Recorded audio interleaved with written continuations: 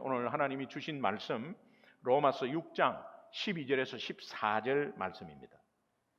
세 절이니까 우리 함께 읽도록 하겠습니다. 말씀 받을 때 우리 그 자리에서 다 일어나시기를 바랍니다. 이 말씀이 나에게 주시는 말씀이다. 그런 마음으로 말씀 받도록 하겠습니다. 12절부터 함께 천천히 봉독하겠습니다. 같이 읽습니다. 시작.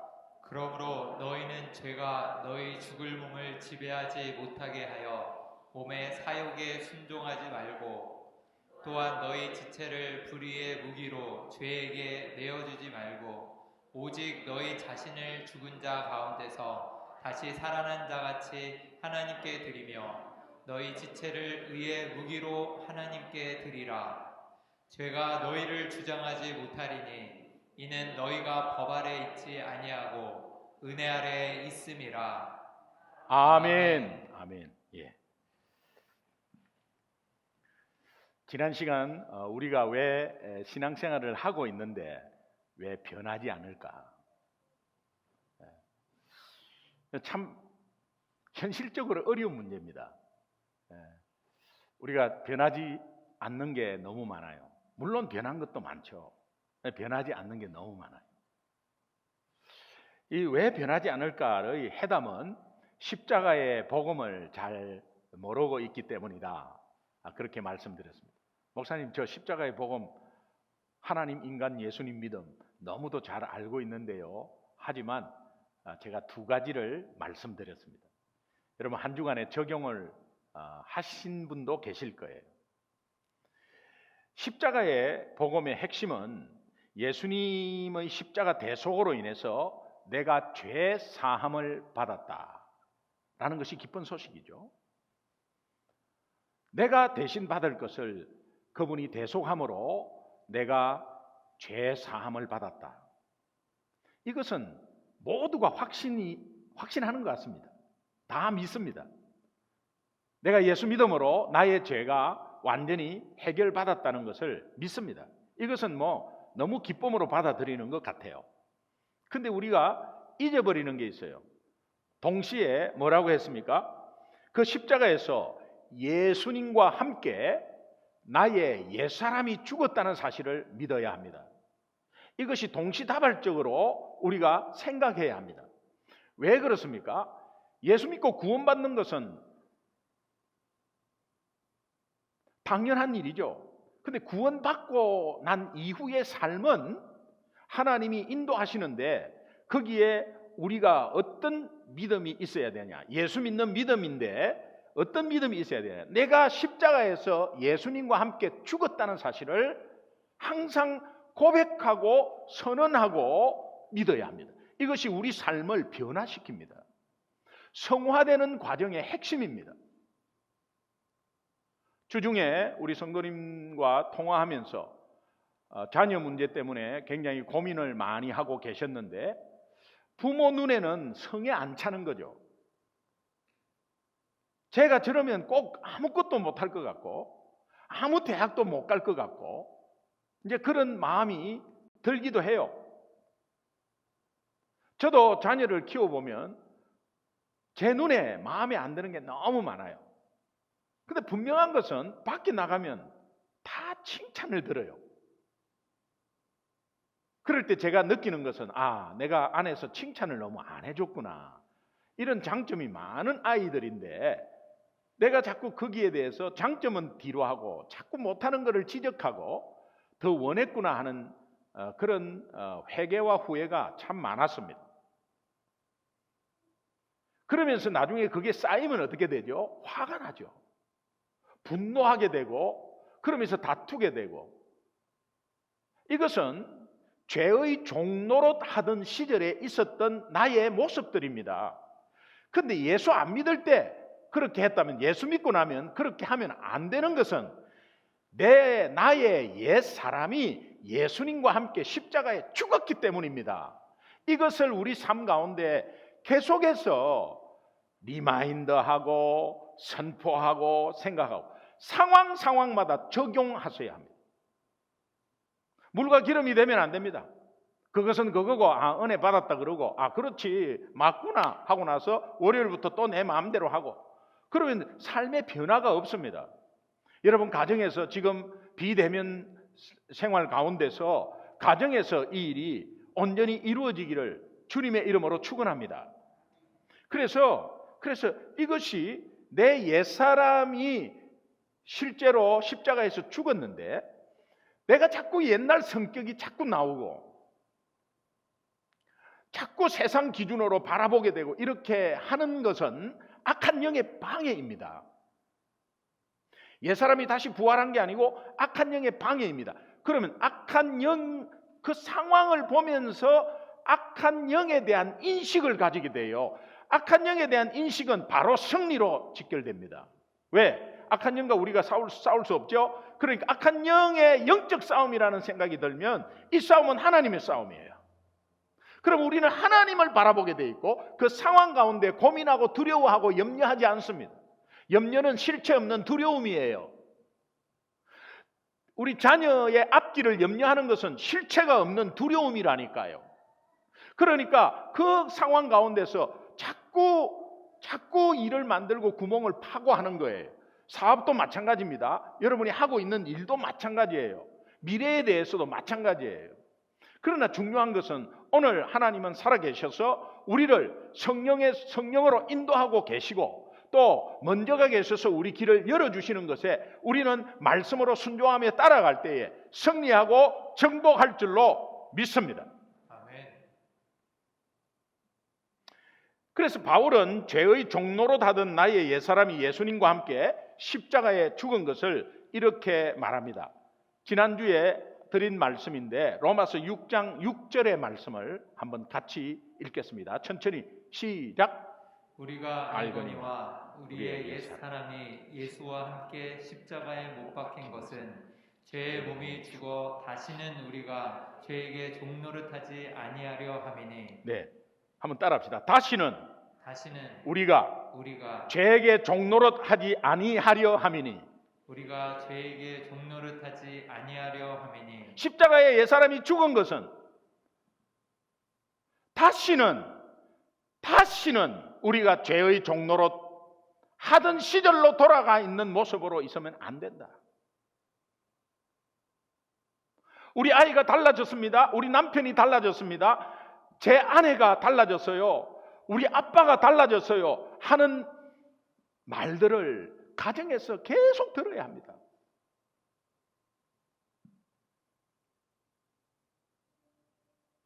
다시는 죄의 종노릇 하지 말라. 여러분 우리가 같은 죄를 짓고 계속 같은 죄를 짓고 싶어서 짓는 게 아닙니다. 내가 죽었다는 이 사실을 모르고 있기 때문에 또 그 죄를 또 짓는 겁니다. 그리고 나서 주님 앞에 오니까 그 죄가 또 생각나잖아요. 그러니까 회개합니다.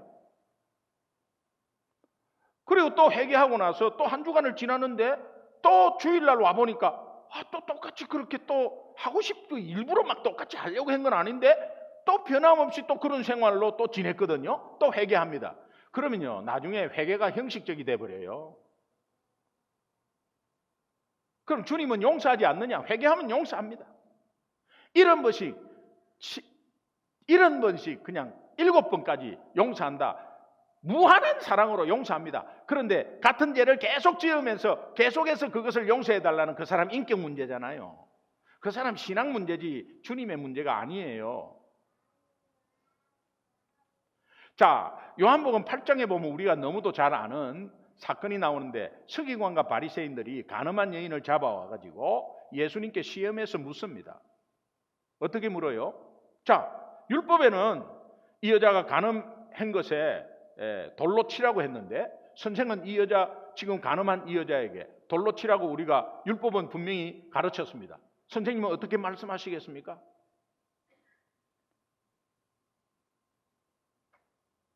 돌로 치라 그러면 평상시에 예수님 이야기한 거와 상반되고 또 돌로 치지 말라면 율법을 어기게 되고 어떻게 하겠습니까? 그때 예수님이 너희 중에 죄 없는 자가 먼저 돌로 쳐라 이렇게 말씀하시죠. 그리고 나서 사람들이 그냥 하나하나씩 떠나버립니다. 그 떠나고 군중이 다 물러간 다음에 그 가늠한 여인에게 예수님이 이렇게 말씀합니다. 요한복음 8장 10절, 11절 한번 보겠습니다. 같이 한번 읽습니다. 시작. 예수께서 일어나사 여자 외에 아무도 없는 것을 보시고 이르시되 여자여 너를 고발하던 그들이 어디 있느냐 너를 정죄한 자가 없느냐 대답하되 주여 없나이다. 예수께서 이르시되 나도 너를 정죄하지 아니하노니 가서 다시는 죄를 범하지 말라 하시니라. 따라합시다. 다시는 죄를 범하지 말라. 죄를 범하지 말라. 이게 오늘 본문과 연결이 돼요. 다시는 죄를 범하지 말라. 이 여인의 입장에서는 예수님이 죄사함의 은혜를 주셨습니다. 그리고 프로텍터 해주셨고 생명을 살려주셨습니다. 생각하면 생각할수록 감사하고 죄송하고 그런 가운데서 정말 곰곰이 혼자 있을 때 생각하고 그렇게 생각하면 생각할수록 감사하고 감격의 눈물로 흘리면서 예수님을 다시 만나 뵙기를 간절히 소망하고 그 예수님을 나를 살려주시고 이런 죄 가운데서도 용서해 주셨습니다. 그래서 나는 이제는 이렇게 살지 않겠습니다. 그 예수님이 어떤 예수님인지를 말하고 싶지 않겠습니까? 그 예수님을 만나고 싶지 않겠습니까? 그리고 내가 그때 가늠한 그런 시절을 이제는 벗어나고 싶지 않겠습니까? 이것이 정상이지 않겠습니까? 그런데 그렇게 용서받고 목숨까지 살한 이 가늠한 여인이 야 까딱하면 죽을 뻔했네. 야 운이 좋아서 내가 살았지. 그러면서 계속해서 그 일을 하고 있으면 되겠습니까? 그 말이에요. 여러분 죄의 종로로 하고 있는 시절이 저와 여러분들은 계속 있었습니다. 예수 믿고 나서 죄의 종로릇을 계속 하고 있으면 그게 정상입니까? 하나님의 은혜와 감격이 전혀 없는 거 아니겠습니까? 머리로만 믿는 거 아니겠습니까? 교회만 왔다 갔다 하는 거 아니겠습니까?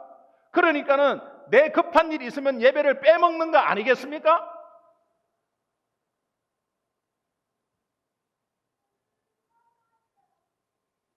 교통사고에서 정면 충돌해서 우리 가족이 전체가 다 살았습니다.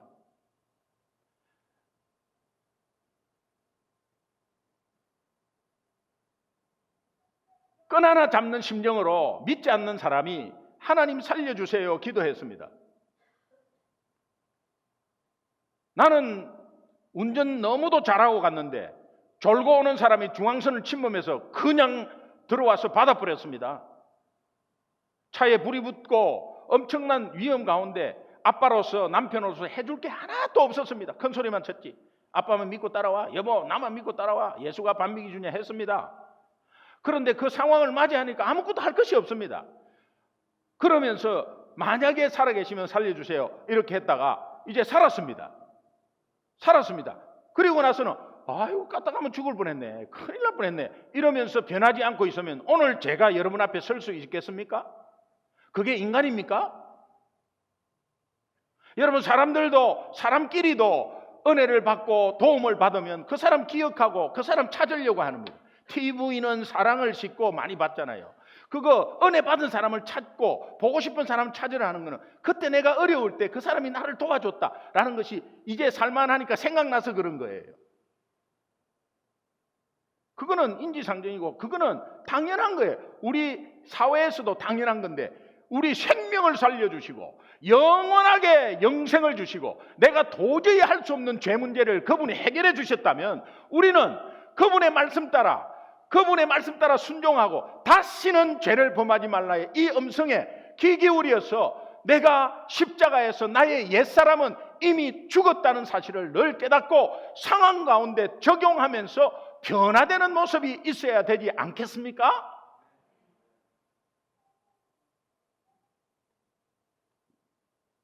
로마서 6장 2절은 같은 말씀이에요. 로마서 6장 2절 한번 보겠습니다. 같이 읽습니다. 시작. 그럴 수 없느니라 죄에 대하여 죽은 우리가 어찌 그 가운데 더 살리요. 그렇습니다. 그럴 수 없습니다. 우리가 어떻게 죄에 대하여 죽은 우리가 죄 가운데 다시 그 가운데 다시 살겠습니까? 죄에 대해서 죽었는데 죄에 대해서 어떻게 반응을 하겠습니까? 완벽하게 죄 없이 살 수는 없습니다. 그러나 이제는 한번 지은 죄에 다시 한번 그것은 이제는 내 앞에서 사라져야 합니다. 또 유혹이 올 겁니다.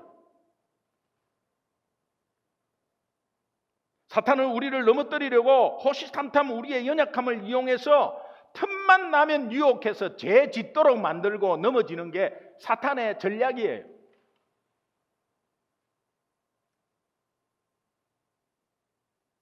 여러분, 우리가 죄라 하면 뭐 살인죄, 도둑질죄, 뭐 간음죄 이런 것만 자꾸 생각해서 나는 뭐 그래도 괜찮게 살았는데 이렇게 생각하시는 분이 혹시 있을까 봐. 순종하지 않는 영역들은 다 죄입니다. 내 생각이 앞서는 것 죄입니다. 마음으로 짓는 죄 죄입니다. 남을 미워하고 판단하는 것 죄입니다. 정죄하는 것 죄입니다. 나는 잘하고 있는 것처럼 그리고 남을 지적하는 것 죄입니다. 로마서에서는 그거 사형감이라고 말씀하시잖아요. 그러면 저와 여러분이 진정코 죄와 싸워 승리하기를 원한다면 그러면 우리는 꼭 기본적으로 회복해야 될 게 두 가지가 있어요. 그 두 가지는 첫 번째, 로마서 6장 12절 함께 읽겠습니다. 같이 읽습니다. 시작. 그러므로 너희는 죄가 너희 죽을 몸을 지배하지 못하게 하여 몸의 사욕에 순종하지 말고. 죄가 우리의 몸을 지배하지 못하게 하고 몸의 사욕에 순종하지 말라. 이 말은 죄의 종노릇 하지 말라. 그럼 죄의 종노릇 안 하겠다고 안 하느냐? 그거 잘 안 되잖아요. 그러니까 뭐를 회복해야 되냐? 하나님의 자녀의 정체성을 회복해야 되는 거예요.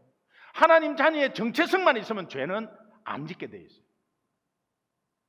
우리 힘으로는 절대 할 수 없습니다.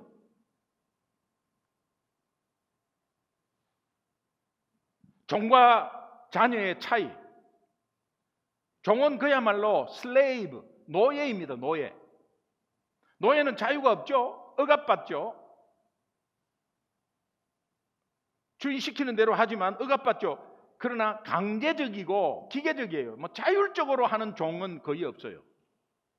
강제적이고 시키는 대로 그것만 그대로 해요. 기계적이에요. 자녀는 그렇지 않습니다. 자녀는 부모의 사랑이 기초가 된 무한한 자유가 있고 자녀에게는 부모의 유업이 있습니다. 유산을 물려받습니다. 이게 엄청난 차이잖아요. 여러분, 우리가 기계적 존재로 하나님이 탁탁탁 만들면요, 우리 통제하기 쉬워요. 예를 들면 이런 거예요. 식사기도 혹가다가 한 번씩 빼먹죠. 왜냐하면 너무 배고프니까. 그리고 너무 맛있는 게 있으니까 그냥 먼저 먹습니다. 먼저 딱 먹는 순간 돌이 탁 씹히는 거야. 식사기도만 안 할 때는 무조건 딱 첫 숟갈에 돌이 탁 씹히는 거예요. 그러면요, 가만히 놔둬도 식사기도 당연히 합니다. 주일 빼먹고 골프 치러 갔잖아요. 골프 치러 갔는데 골프를 딱 치려고 시작하면 골프에 막 지진이 일어납니다. 이상하게 주일날만 가면 골프 치려면 골프 땅이 막 흔들리고 지진이, 요거 2번, 3번만 하면요, 딱 고쳐져요. 그런 기계적인 존재가 아니다, 이 말이에요. 하나님은 우리를 인격적인 존재로 대하시고 우리를 마음대로 내버려 두지만 그것이 나쁜 대로 갈 때에 내버려 두는 것은 징계예요. 징계. 내버려 두는 엄청난 징계가 있어요. 잘 되고 잘 나간다고 그대로 뭐 괜찮네, 뭐 몇 번 어기도 괜찮네, 뭐 하나님 안 계시네, 뭐 이러면서 계속해서 그것이 멸망의 길로 가는 아주 큰 징계예요. 징계.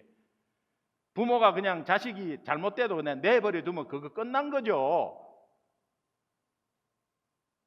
그러나 부모는 자식에게 부모의 자존감을 걸고 부모의 사랑을 기초해서 쏟아붓습니다. 하나님은 당신의 자존감을 걸고 하나님 자녀를 지키고 인도하고 보호하고 있습니다. 믿으십니까?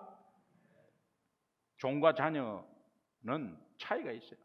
하나님의 자녀의 정체성, 내가 하나님의 자녀라는 이 정체성 너무 많이 들었습니다. 그러나 들으면 뭐합니까? 적용 안 되는데, 적용하지 못하는데, 이번 한 주도 적용해서 승리하는 은혜가 있기를 주님의 이름으로 축원합니다. 아멘. 너무 오랫동안에 죄 가운데 있고 죄의 종노릇 하던 시절이 이것을 못 깨닫고 계속 있으면 그거 엄청나게 빠져나오기 힘들고 그게 습관이 돼버리면요 힘들어요.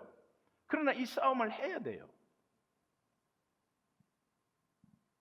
여러분 옛날에 영화 쇼생크 탈출이라는 그 영화가 있습니다.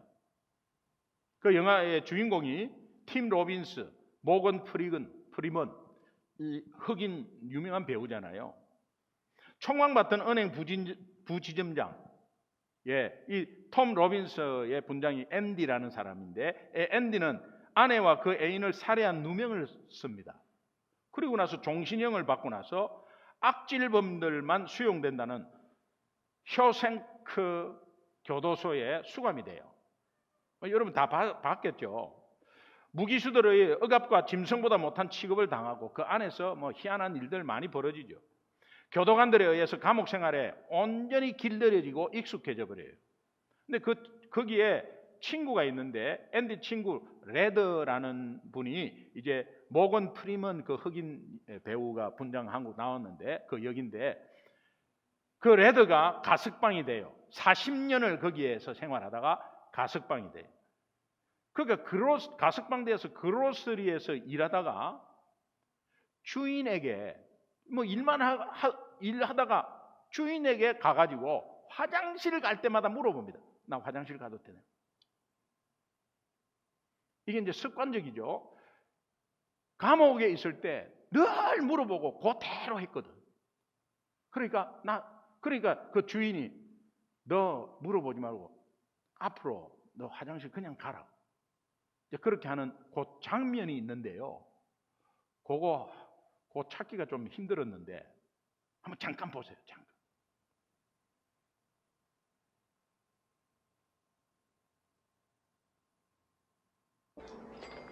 Restroom break, boss?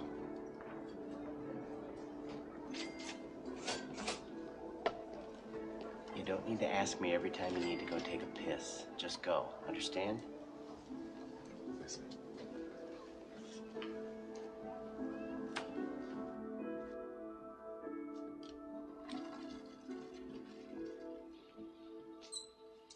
For 40 years, I've been asking permission to piss. I can't squeeze a drop without say so. 네. 저 소리가 나는 감옥에 있을 때 오줌 한 방울도 허락받지 않으면 못 넣었다는 거예요. 자, 이것은 40년 동안에 길들여 있기 때문입니다. 저거를 제가 생각하면서 이게 죄의 종로로 하고 있는 것이 너무 오래되면 금방 바뀌지 않습니다. 그래서 우리가 영적 싸움이라고 말하지 않습니까? 그러니까 중요한 것은 하나님의 자녀로 이제는 죄의 종로로서 이제는 감옥에 갇혀 있어서 억압되어 있다가 이제 자유의 몸이 되었다는 걸 항상 인식해야 되는데 이 장소가 바뀌어도 그것이 계속적으로 따라와. 우리는 암암리에 죄의 종로로 하던 그런 것에서 왜? 그때가 편했고 오히려 내 마음대로 할 때가 편했고 그러니까 그게 젖어 있는 거죠. 바깥 세상에 나와도 화장실도 허락을 받아서 가야 되는 인식에 붙들려 있는 이런 삶이 오늘 우리의 신앙생활 가운데서도 이런 모습이 있지 않을까? 우리는 과거에 죄의 종이었습니다. 이제는 하나님의 은혜로 그분의 자녀가 되었습니다. 그래서 죄에서 자유하게 되었습니다. 그럼에도 과거 죄의 종로로 다던 옛사람의 습관에 붙들려 사는 그 모습 오늘 나에게는 없는가?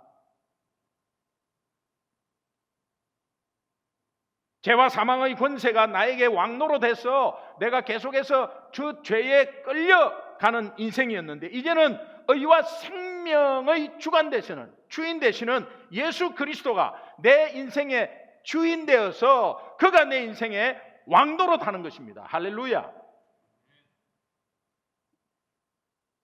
신분이 바뀐 것이죠.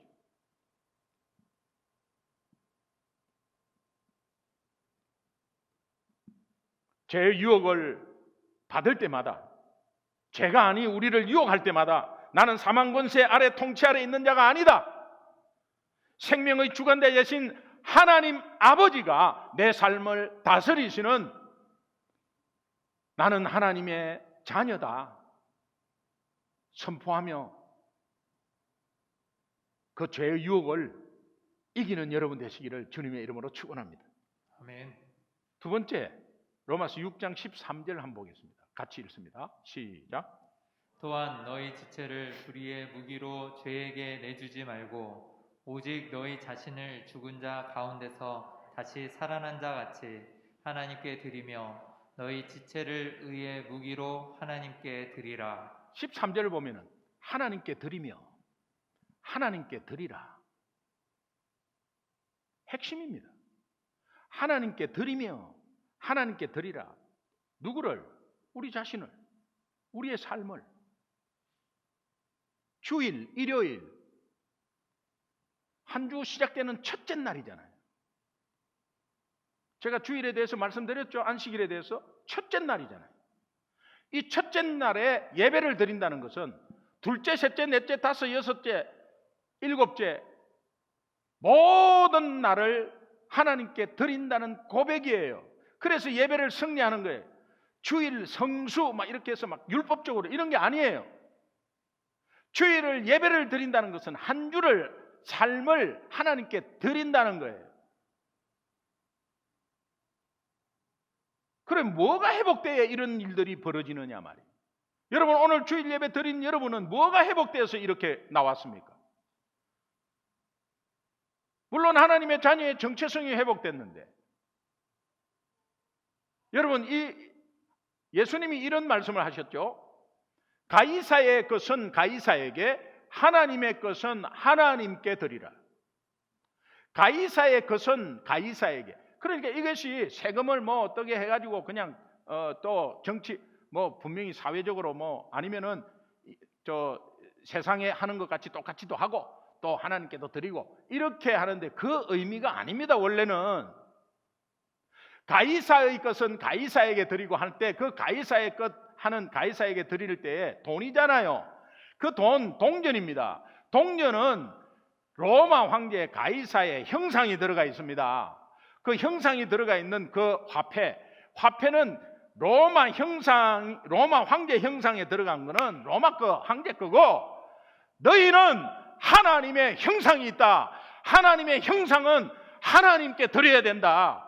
그런 뜻이에요. 그래서 우리가 이 죄와 싸워서 승리하는 것은 이미 내가 하나님의 자녀의 형상이 회복됐다는 걸 알아야 합니다. 하나님의 형상이 우리가 있는 거예요. 그래서 우리가 죄의 종노릇 하지 않는 겁니다. 그래서 우리가 우리 삶을 드려야 되는 거고 예배는 온전히 드려야 되는 거예요. 그래서 가이사의 것은 가이사에게 하나님의 것인 하나님의 자녀 형상을 가지고 있는 자는 하나님의 것이다 이 말이에요. 할렐루야. 예배를 왜 드리느냐? 내가 가지고 있는 물질의 일부를 왜 드리느냐?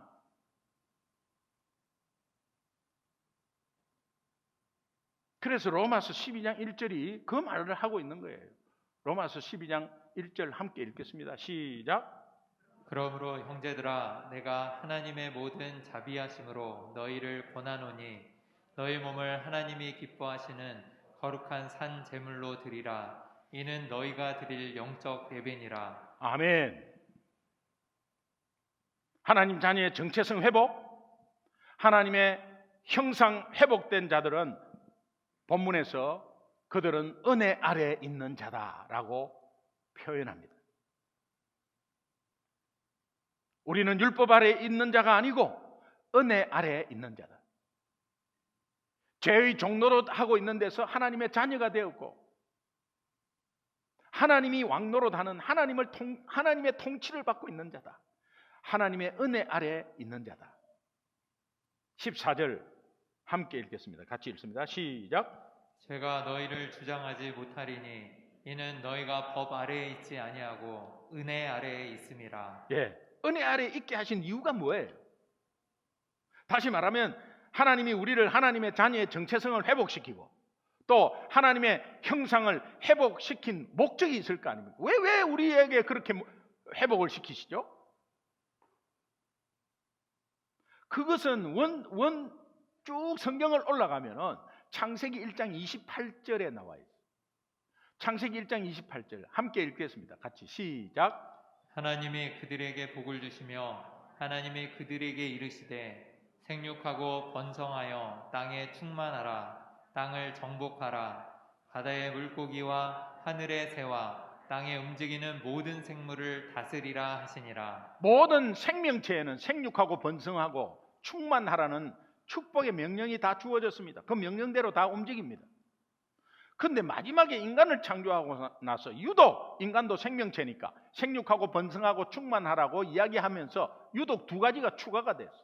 유일하게 추가가 됐어요. 그것은 정복하고 다스리라는 명령입니다. 이것은 존재 목적 차이, 창조의 목적이 다르다는 거예요. 정복하고 다스리라.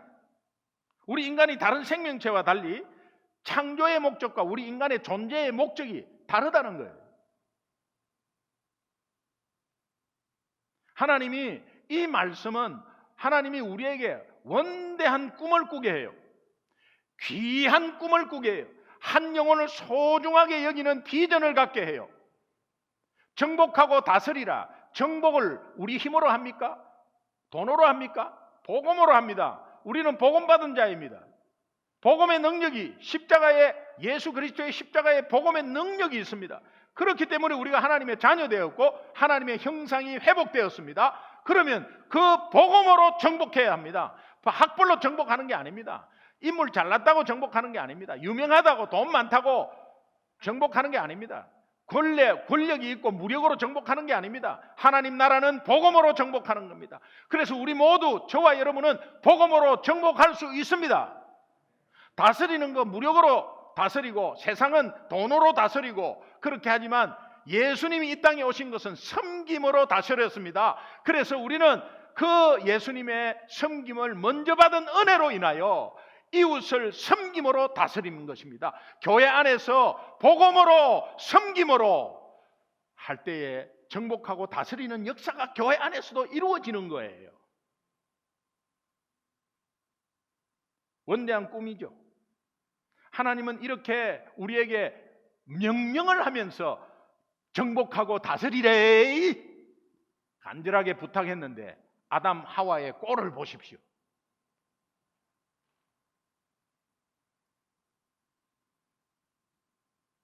먹고 사는 문제에서 덜커덕 걸려버려요.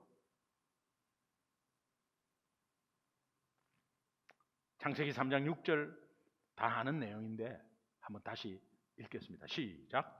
여자가 그 나무를 본즉 먹음직도 하고 보암직도 하고 지혜롭게 할 만큼 탐스럽기도 한 나무인지라. 여자가 그 열매를 따먹고 자기와 함께 있는 남편에게도 주매 그도 먹은지라. 하나님은 아무 가치도 없는 우리에게 뭐 답답하다고 회복시키시고 이 땅에 자기 독생자 아들을 보내시고 죽이시고 모든 것을 다 주고 있는데 우리는 한 주간의 삶을 보면 먹고 마시는데 정신이 없고 그러면서 30분 말씀 읽는 것도 뒤로 한 채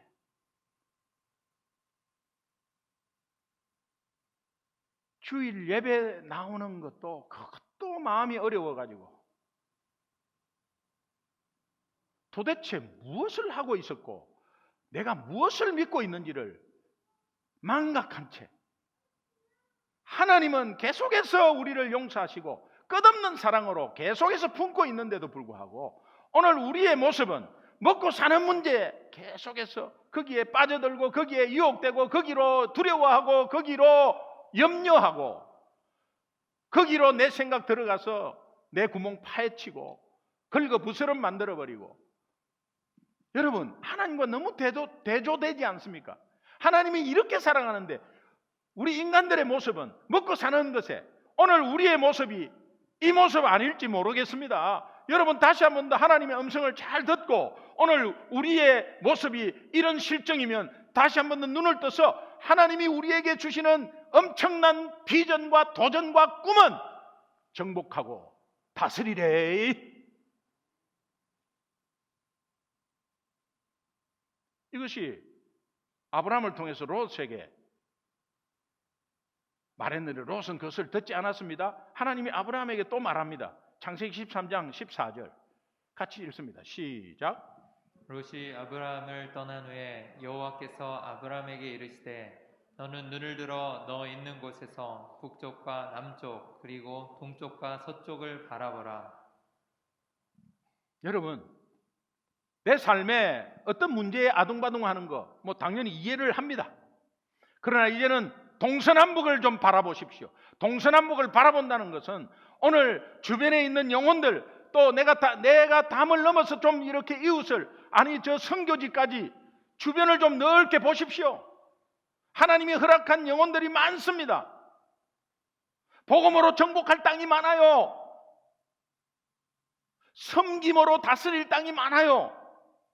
우리에게 계속해서 위대한 비전과 꿈을 심고 있는데 여러분 먹고 살기 바쁘면 그 비전 안 보여요. 동서남북을 눈을 들어 보십시오. 여러분 삶 가운데 여러분이 아주 밀폐된 공간에서 열심히 뭐 하고 있는 거 그거 잘못이 아니에요. 그러나 그렇게 하고 있지만 여러분의 영안은 동서남북을 바라보셔야 됩니다. 하나님이 주신 꿈이에요.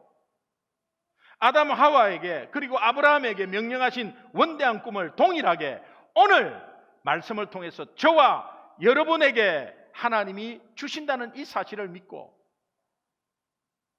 하나님이 나에게 주신 이 원대한 꿈 정복하고 다스리라는 이 축복의 명령이 여러분과 우리 교회를 통해서 이루어지기를 간절히 소망합니다.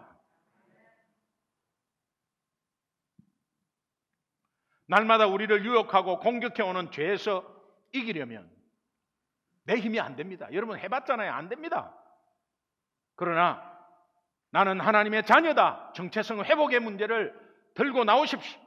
그리고 나는 하나님의 형상을 회복한 하나님의 자녀다. 나는 복음으로 정복하고 섬김으로 다스릴 자다. 이렇게 선포하며 한 주간을 여러분 요소요소에 승리의 깃발을 꽂고 승리하는 한 주가 되기를 주님의 이름으로 축원합니다. 아멘. 기도하겠습니다. 눈을 뜨지 못했고 또 내가 한 주간에 내 삶 가운데만 그냥 머물러 있었음을 하나님 용서하여 주옵소서. 삶의 문제에 쪼달리고 시달리고 괴로워서 은혜의 자리까지도 망치지는 않았는지 사탄은 그 틈을 이용해서 우리를 공격해요. 하나님, 이제 하나님의 자녀의 정체성 회복, 하나님의 형상을 회복한 자로서 복음으로 정복하고 섬김으로 다스리는 귀한 날들 되게 하여 주옵소서. 죄의 종노릇 다시는 죄의 노릇 하지 않는 하나님의 자녀가 되게 하여 주옵소서.